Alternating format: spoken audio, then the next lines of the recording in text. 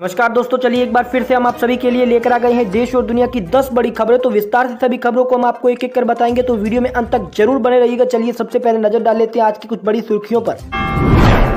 राहुल गांधी अमेठी से नहीं बल्कि रायबरेली से लड़ेंगे चुनाव। राहुल गांधी ने नामांकन किया दाखिल। मां सोनिया गांधी और बहन प्रियंका गांधी भी रही साथ मौजूद।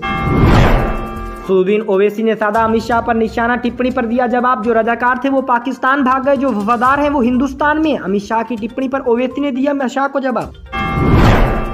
प्रधानमंत्री नरेंद्र मोदी की कांग्रेस पर तीखा हमला, बोले कांग्रेस आपके आरक्षण पर डाका डालकर मुसलमानों को देना चाहती है आरक्षण। चुनावी सभा से बोले नरेंद्र मोदी मुसलमानों को आरक्षण देगी कांग्रेस। लोकसभा चुनावों से पहले अरविंद केजरीवाल को मिल सकती है जमानत। जेल में बंद अरविंद केजरीवाल को सुप्रीम कोर्ट से बड़ी राहत। इन कारणों से अंतरिम जमानत पर विचार कर सकती है अदालत।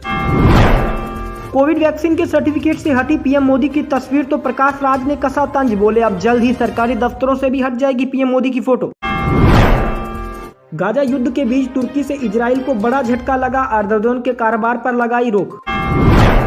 प्रियंका गांधी ने साधा पीएम मोदी पर निशाना। प्रियंका गांधी बोली मेरे पिता को उनकी मां से विरासत में संपत्ति नहीं बल्कि शहादत मिली है। बिहार के पूर्व मुख्यमंत्री लालू यादव की बेटी मीसा भारती ने साधा मोदी पर निशाना। मोदी जी ने बेइज्जत होने के डर से हटवा दी वैक्सीन के सर्टिफिकेट से अपनी फोटो। मीसा भारती का नरेंद्र मोदी पर जबरदस्त हमला। जेएनयू ने 100 मीटर के दायरे में धरना प्रदर्शन को बताया दंडनीय अपराध, घोषित किया। छात्रों ने जताई इस पर नाराजगी और आपत्ति। हार गई देश की बेटियां, बृजभूषण शरण सिंह के बेटे को टिकट मिलने पर साक्षी मलिक ने साधा पीएम मोदी पर निशाना। बोले बीजेपी अब उनके बेटे को टिकट देकर क्या साबित करना चाहती है कि बेटियों को इंसाफ मिल गया। तो दोस्तों एक एक कर सभी खबरों को विस्तार से बताएंगे, तो आप वीडियो में अंत तक बने रहिएगा। साथ ही दोस्तों अगर आपने अभी तक वीडियो को लाइक नहीं किया तो वीडियो को लाइक, चैनल को सब्सक्राइब याद से करें। इसी के साथ सबसे बड़ी खबर निकल कर आ रही है। कांग्रेस नेता राहुल गांधी ने शुक्रवार को रायबरेली लोकसभा सीट से नामांकन पत्र दाखिल किया। इस अवसर पर कांग्रेस अध्यक्ष मल्लिकार्जुन खड़गे, राहुल की मां और कांग्रेस संसदीय दल की अध्यक्ष सोनिया गांधी, उनकी बहन प्रियंका गांधी, रॉबर्ट वाड्रा, राजस्थान के पूर्व मुख्यमंत्री अशोक गहलोत, एआईसीसी के महासचिव केसी वेणुगोपाल और यूपी के कई कांग्रेस नेता उपस्थित रहे। रायबरेली में राहुल के स्वागत के लिए कांग्रेस कार्यकर्ताओं और समाजवादी पार्टी के कार्यकर्ता पूरी ताकत के साथ उमड़े। साथ ही आपको बता दें कि इंडिया ब्लॉक के दोनों हिस्सों ने पार्टी के कार्यकर्ताओं ने जोर जोर से गांधी की जय जयकार और नारे भी लगाए। लोगों ने नेताओं पर पुष्प वर्षा की। आपको बता दें कि राहुल गांधी ने सभी व्यापारी संगठनों का भी यहां पर अभिवादन किया। पहली बार रायबरेली से चुनाव लड़ रहे हैं राहुल गांधी। भाजपा कार्यकर्ताओं और समाजवादी पार्टी के कार्यकर्ताओं के बीच उस समय मामूली झड़प की सूचना मिली जब कार्यकर्ताओं ने राहुल गांधी वापिस जाओ के नारे लगाए। उधर इससे पहले किशोरीलाल शर्मा ने भी अमेठी लोकसभा सीट से नामांकन दाखिल किया। आजादी के बाद से अब तक 3 मौकों को छोड़कर रायबरेली में कांग्रेस ही जीती है। इंदिरा गांधी के पति फिरोज गांधी ने पहली बार 1952-1957 में रायबरेली सीट से जीत हासिल की थी। 1960 में उनकी मृत्यु के बाद कांग्रेस के आरपी सिंह यहां पर दोस्तों 1967 में इंदिरा गांधी द्वारा इस सीट पर फिर कब्जा करने के बाद ये सीट जीत ली। 1977 में जनता पार्टी के राजनारायण ने इंदिरा गांधी को हरा दिया, लेकिन 1980 में रायबरेली से फिर इंदिरा गांधी यहां पर जीत हासिल करने में कामयाब हुई।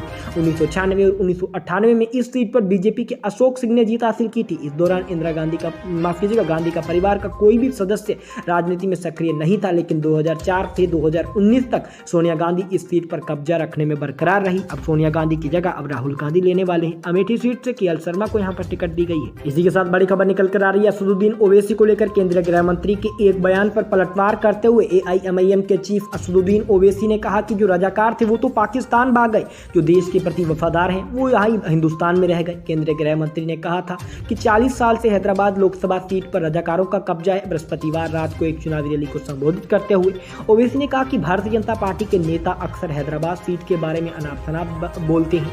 हालांकि आपको बता दें कि उन्होंने कहा कि रजाकारों ने तो 40 साल तक शासन किया, पुराना शहर एआईपीसी का अड्डा है। और दोस्तों उन्होंने कहा कि सर्जिकल स्ट्राइक भी यहां पर की जाएगी। उनसे पूछा कि पुराने शहर हैदराबाद के प्रति शाह और उनकी पार्टी के अंदर इतनी नफरत क्यों है? जो रजाकार थे वो तो पाकिस्तान भाग गए। उन्होंने कहा कि यहाँ कोई रजाकार नहीं है, यहाँ इंसान रहते हैं। जो रजाकार थे वो पाकिस्तान भाग गए, जो देश के प्रति वफादार हैं वो हिंदुस्तान में रह गए। 40 साल से आरएसएस को हरा रही हैं। वहीं दोस्तों उन्होंने कहा कि आपको प्रधानमंत्री नरेंद्र मोदी को भी इस बार हम हराएंगे। देश में 1947 में आजाद हुआ, तब 562 रियासतों में से 559 रियासतें भारतीय संघ में शामिल हो चुकी थी, लेकिन कश्मीर, जूनागढ़ और हैदराबाद रियासत में कोई फैसला नहीं लिया गया। निर्वाचन क्षेत्र में कोई डरा हुआ नहीं है। हैदराबाद की 85% जनता हिंदू है, जो भारत के साथ जानी जाती है।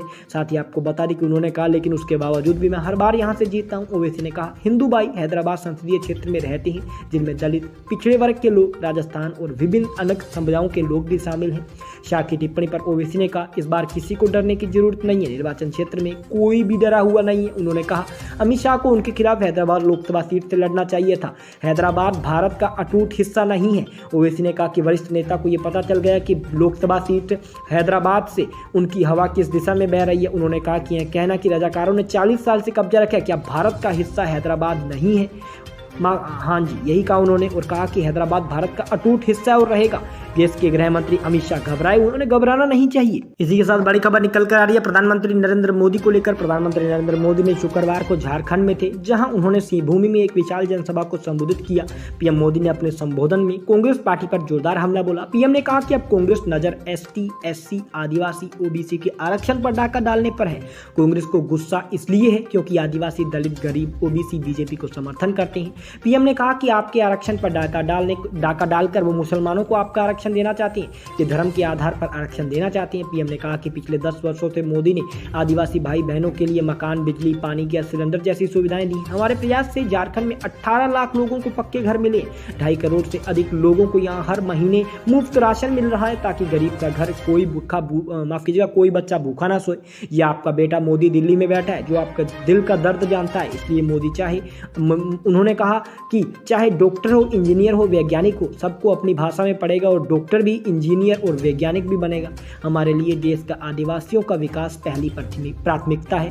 आदिवासी समाज के विकास के लिए अलग जनजातीय मंत्रालय बीजेपी ने बनाया, अटल जी ने बनाया। आज आदिवासी क्षेत्र में भारतीय जनता पार्टी एकलव्य स्कूल बनवा रही है, लेकिन कांग्रेस और जेएम ने देश को लूटा है, भ्रष्टाचार किया है। भ्रष्टाचार की रेस में सबसे आगे है। पीएम ने कहा, यहाँ कांग्रेस के सांसद के ठिकाने से 300 करोड़ रुपए नगद बरामद हुए। नोटों की गिनती के लिए बैंकों से मशीनें लानी पड़ी। आदिवासियों की जमीनें लूटने के बाद देश की सेना की जमीन भी अब उनके आंख में है। इसी के साथ बड़ी खबर निकल कर आ रही है दिल्ली के शराब नीति मामले में गिरफ्तार आम आदमी पार्टी के चीफ और दिल्ली के मुख्यमंत्री अरविंद केजरीवाल को लेकर 3 मई को सुप्रीम कोर्ट में सुनवाई हुई, जिसमें केजरीवाल की गिरफ्तारी और रिमांड पर 2 घंटे तक बहस हुई। इस बीच सुप्रीम कोर्ट ने राहत भरी खबर सुनाई है। जस्टिस संजीव खन्ना की एक रिपोर्ट के अनुसार अरविंद केजरीवाल की अंतरिम जमानत के सवाल पर विचार हो सकता है। सुप्रीम कोर्ट ने ईडी से कहा कि अगर दिल्ली के मुख्यमंत्री अरविंद केजरीवाल को चुनाव के लिए जमानत दी जाती है तो उनके लिए अंतिम जमानत की शर्त तैयार करें। शीर्ष अदालत ने ईडी से वकील से कहा कि वह शुक्रवार और मंगलवार को मामले की सुनवाई करते हुए पहलू पर तैयार रखें। ऐसे में अब मामले की सुनवाई 7 मई को सुप्रीम कोर्ट में होगी। ऐसे में दिल्ली के मुख्यमंत्री को अंतरिम जमानत दी जाती है तो केजरीवाल पर शर्तें लगाई जाएगी। अदालत के अनुसार अब ईडी को विचार करने के लिए कहा गया है। साथ ही दिल्ली के मुख्यमंत्री अरविंद केजरीवाल अपनी स्थिति को ध्यान में रखते हुए किसी भी फाइल पर हस्ताक्षर करना चाहिए। मालूम हो सुप्रीम कोर्ट अरविंद केजरीवाल की इस याचिका पर सुनवाई कर रही है, जिसमें उनकी गिरफ्तारी को चुनौती दी गई है।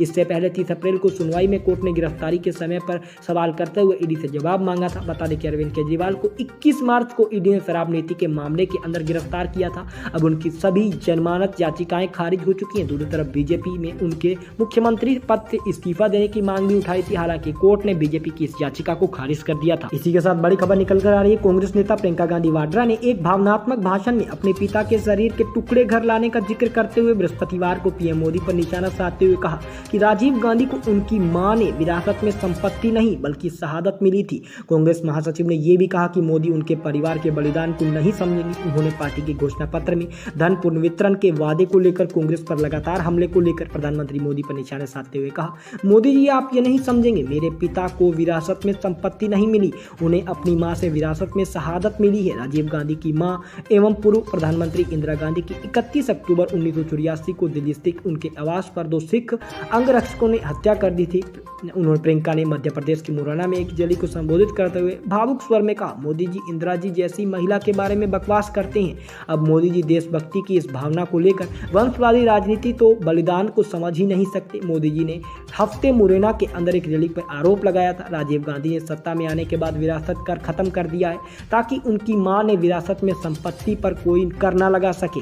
हालांकि उनकी इस बयान के बाद प्रियंका गांधी खूब भावुक हो गई। उन्होंने कहा कि मेरे पिता को विरासत के अंदर संपत्ति नहीं बल्कि मेरे पिता को तो विरासत के अंदर मिली थी शहादत। मोदी जी आपको ये सोचना चाहिए, आप बकवास करते रहते हैं। आपको मेरी माँ, मेरे पिता और मेरी दादी के बकवास करने के अलावा आप ये बताइए आपने 10 साल में क्या किया है। इसी के साथ बड़ी खबर निकल कर आ रही है दोस्तों, बृजभूषण शरण सिंह के बेटे को लोकसभा की टिकट मिली है। भारतीय जनता पार्टी के सांसद बृजभूषण शरण सिंह की जगह उनके बेटे करण भूषण को इस बार पार्टी ने टिकट दिया। 6 बार के सांसद बृजभूषण शरण सिंह को इस बार विवादों के चक्कर के अंदर टिकट नहीं मिली, लेकिन करण भूषण को उम्मीदवार बनाए जाने के बाद पहलवानों ने बृजभूषण शरण सिंह के खिलाफ फिर मोर्चा खोल दिया, नाराजगी जाहिर की। बृजभूषण शरण सिंह कुश्ती महासभा के अध्यक्ष थे। ऐसे में आपको बता दें कि पहलवानों ने कई दिन यहाँ पर जो प्रदर्शन किया था, धरना किया था, लेकिन उनकी मांग, उनकी कार्रवाई की मांग को स्वीकार नहीं किया गया। लेकिन अब भाजपा की ओर से जब उनके बेटे को टिकट दिया गया तो फिर पहलवान साक्षी मलिक ने कहा कि भारत की बेटियों की हार हो गई है आज। बता दें इसी के चलते साक्षी मलिक ने कहा कि देश की बेटियां आज हार गई हैं, बीजेपी का एक बाहुबली जीत गया है। दोस्तों आज की इस वीडियो में बस इतना ही। वीडियो को लाइक, चैनल को सब्सक्राइब करना बिल्कुल फ्री होता है, इसलिए इस वीडियो को अधिक से अधिक लाइक करें, चैनल को सब्सक्राइब करें। दोस्तों धन्यवाद।